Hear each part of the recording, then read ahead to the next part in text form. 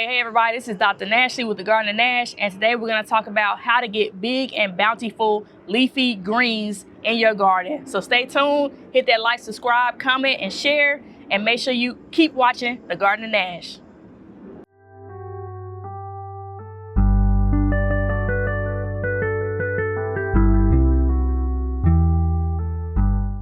Okay, so the first thing to consider when you're working in the garden and you're wanting to start your garden, especially in the spring, you got to take care of your soil.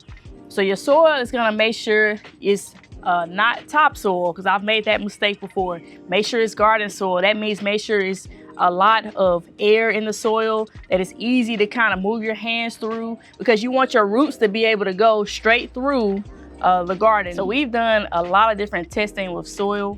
And so the best thing that we figured out is you got to make sure when you're pulling up your plants from the soil from the previous season, which we're about to do here, as we're going to turn over our spring season to get into our summer season here in 7B8A.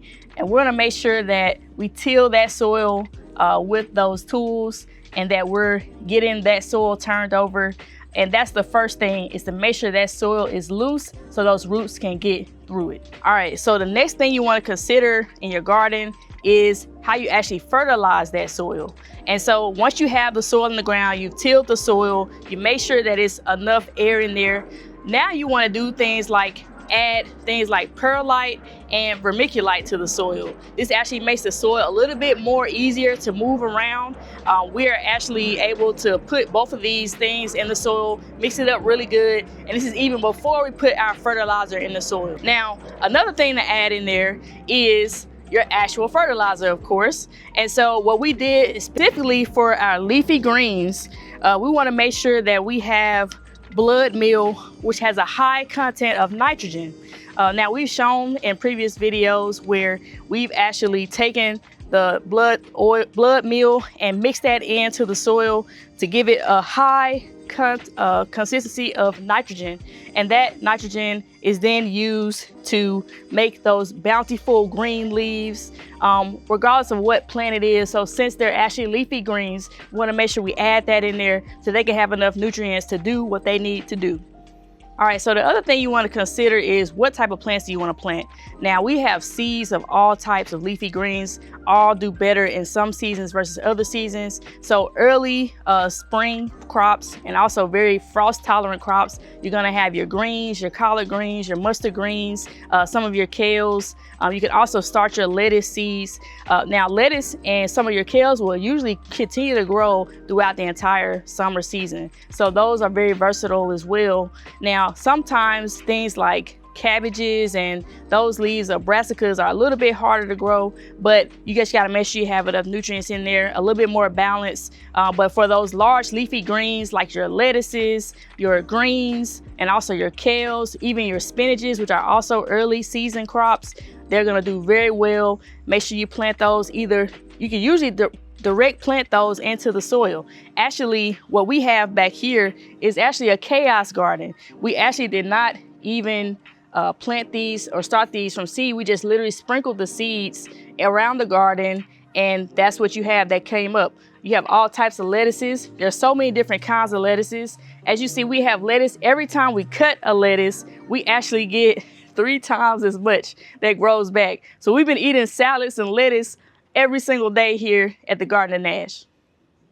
Now, of course, when you start growing your leafy greens, they're gonna do their best to shoot out of the ground and be bountiful, because that's what plants love to do, as long as you have enough sunlight. Now, sunlight is very beneficial, but you don't want to overdo it, especially when you get into the summer months. It's easy though in the springtime and early spring especially. You don't have to worry about overexposure to the sun. Just really wherever you put the plants, they should be fine. As long as they get at least half a day's sun, they should be pretty fine. Now, one thing to also consider is the pests. So once you start growing those leafy greens, those pests are gonna come out of nowhere.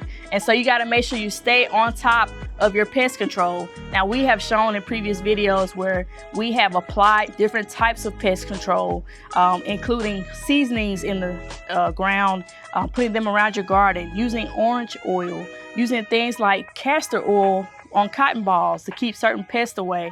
And so definitely check out that video. We'll link it below. But you want to make sure you keep those pests to give your plants the best opportunity to thrive and be healthy. Now, you don't have to wait until the whole plant grows. You can actually eat that plant as it comes. And so you can do the cut and come again method, where you're cutting off a piece of the leaves and you're eating as much as you need and leaving that plant in the soil.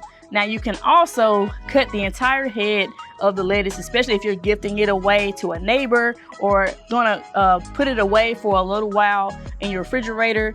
That's also a way. But also notice that we have, for example, our mustard greens, and we can show that we have actually cut that plant 3 times and it keeps coming back before it goes to bolt.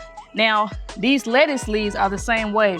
We've been able to cut and come again, and these will usually last throughout majority of the summer. Now, one other thing to consider is when you have the cut and come again, we actually have some arugula here that has gone to seed. Now, I usually like to let some of this go to seed or bolt. That's when the plant actually produces flowers, because we actually want to save these seeds for next year. And so when you have these little flowers, once they dry, you'll actually see the little arugula seeds in there. If you peel these back, and you're able to save those for next year, because seeds that have already had a generation in your garden, the offspring or the generation of those seeds do even better in your garden. So you're increasing the probability that they will do really well in your garden. Now, when you let some go to seed, that means you basically let it continue to bolt up. Now, these are way too long, having bolted up and kind of have taken over here. So when we get ready to change over our garden in our next video to show you how we go from the spring garden into our summer garden, then we'll show some of that. But you can also keep a plant from bolting. So what you can do is you can actually cut the flower off and continue to let the leaves grow out, and that keeps it coming a little bit longer and a little bit fresh throughout that spring season, throughout the life cycle of that plant. You can actually stop it from bolting and have it continue to produce those leaves.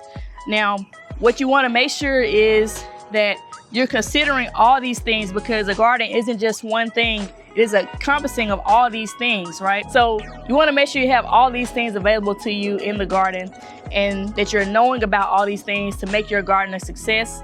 And so hopefully that helps you to grow large, big leafy greens. Oh, one bonus, sometimes when you have these things going to seed, they'll actually drop back into the ground. Before you know it, you'll have seeds that are there and they'll stay dormant for an entire year and come back up the following year. And we call those volunteers. That's the best thing. We have to do no work and it just comes back on its own. So I love how the life cycle continues in the garden. And we hope that you all are also starting your garden. We hope that you learned a lot from what we've taught here at the Garden of Nash. We love to do experiments here. I love to consider myself a techie gardener. So check out some of those videos with our tools, some of those videos with our other experiments. We also have a playlist. So we hope that you like, comment, subscribe, and share. And we'll see you next time here at the Garden of Nash. Have you started your garden yet?